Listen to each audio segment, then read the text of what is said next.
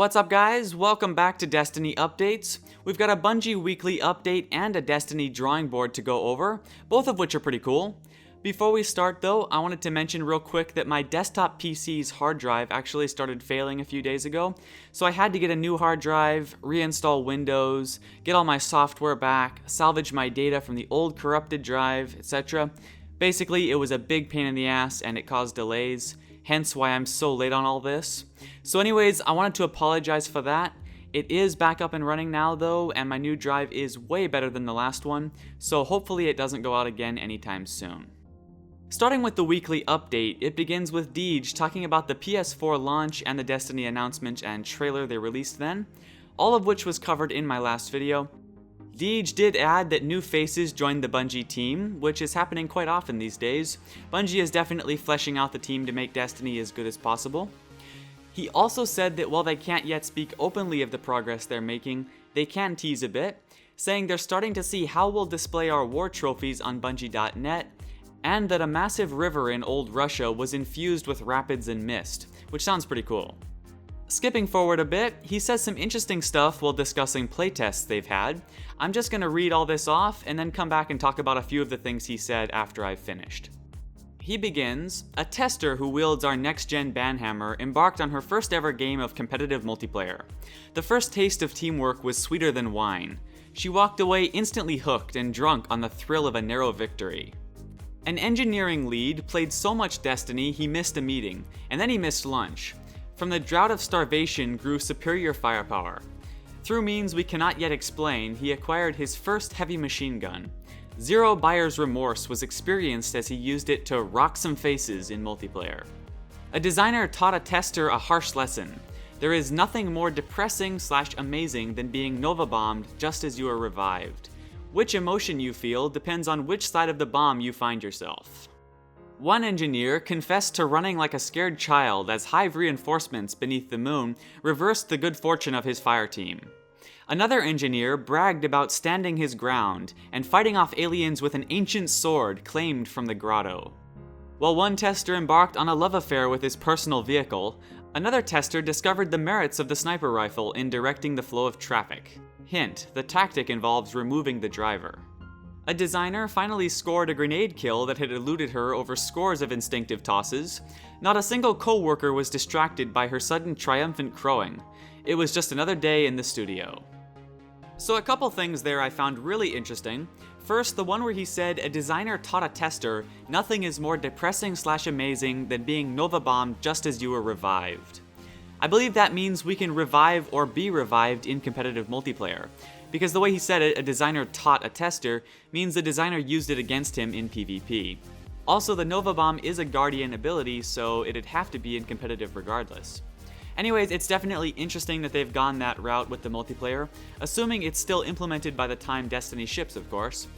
But what do you guys think of that? You can revive teammates in Battlefield and many other games, and I think it works just fine, although in Battlefield only a specific class with the right equipment can do it. I'm not sure if that'd be the case in Destiny. This is definitely a big change from Halo's multiplayer though, and I'm interested to hear what you guys think. Just remember that Destiny isn't final, things can change, and it's always possible that some things could be for certain game modes only. Now the next thing was when he said, another engineer bragged about standing his ground and fighting off aliens with an ancient sword claimed from the grotto. That means in its current state, we can wield swords. I think that's absolutely awesome, and I really hope it stays that way. I personally want to use the Fallen Captain's sword because they just look badass. Also, I believe the sword he mentioned here from the grotto is probably one of the hive blades I pointed out in my analysis of the Moon trailer. I was definitely happy to read that though, and I know a lot of people wanted melee weapons, so hopefully you guys are too. Moving on, Deej talks about the weekend championship again, with the victor, Cooley Callahan, talking a lot about his tactics. While it is interesting, it's not particularly info heavy, so we'll skip over it. Kind of merged into that though was some talk about the three classes being balanced combating each other, and all being worth playing. Josh Hamrick says, each class has multiple things that are guaranteed to make the other class jealous, which is super cool. And I personally agree with Josh, that is super cool. Danny Bula, another sandbox designer, hopefully I didn't butcher his name too badly, said that they try to identify the main playstyles that they think players enjoy the most, and not just from shooters but all types of action games.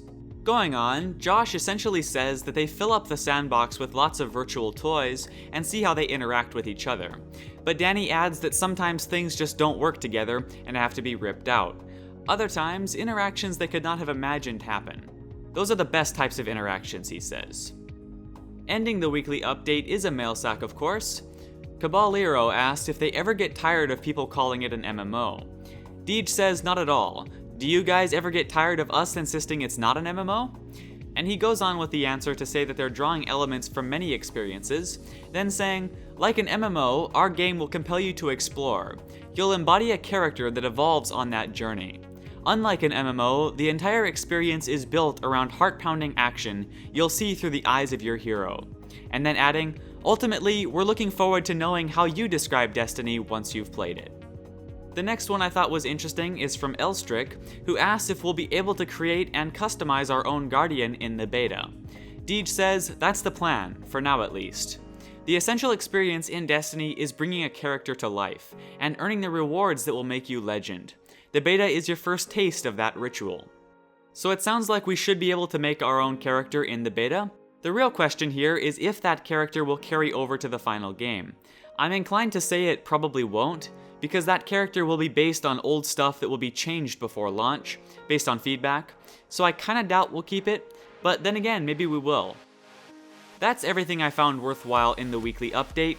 I certainly think the sword comment was the highlight of that one, really awesome. Now speaking of melee weapons, let's go over to the Destiny drawing board from a few days ago, which takes a closer look at the Hunter's Knife. It begins with Tom Doyle saying it's a symbol of those who survive outside the protective walls of the city. And then there's this cool side view concept piece like we see for every weapon. After that, Deej basically says that while we will have 3 guns at any given time, sometimes more desperate or more strategic moments will command a more personal touch. Then he shows this older concept piece, still looking quite cool. Going on, he says, when the need to reach out and strike something arises, the hunter will unsheath their knife. It's just one expression of close quarters fighting in Destiny. Bungie sandbox designers have thought long and hard about how to weaponize the hands of the hunter, the titan, and the warlock. Tom Doyle takes those ideas and forges them into works of art.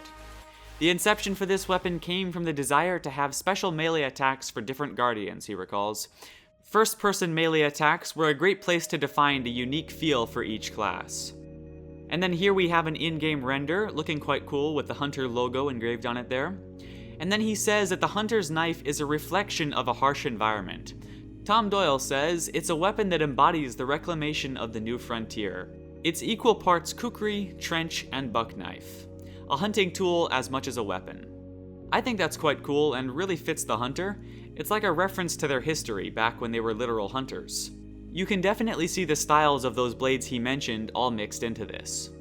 Now here's what looks like another render, perhaps in 3D modeling software as opposed to the in-game engine, as it looks a bit different. Then he said that melee weapons are usually a last resort, but in the hunter's case it also serves as a tactical choice that favors stealth. Doyle says, the hooded class of guardians satisfies a survivalist fantasy. We wanted to give the hunter weapons that felt rugged, utilitarian, and quiet. Deej also adds, for the unseen hand, this weapon enables the silent kill. I know stealth is something a lot of people are curious about, so I think that's pretty cool. And then the last image, an awesome in-engine render of a hunter holding the blade, followed by Deej saying, this fighting implement falls well outside a conversation about cutting-edge weapons technology, but the hunter's knife has a way of driving its point home in its own way. Ending the drawing board is the usual, Destiny is a work in progress, and then, all items, details, names, and pieces of random trivia are subject to change or meltdowns in the event that they become dull. That's everything for this video.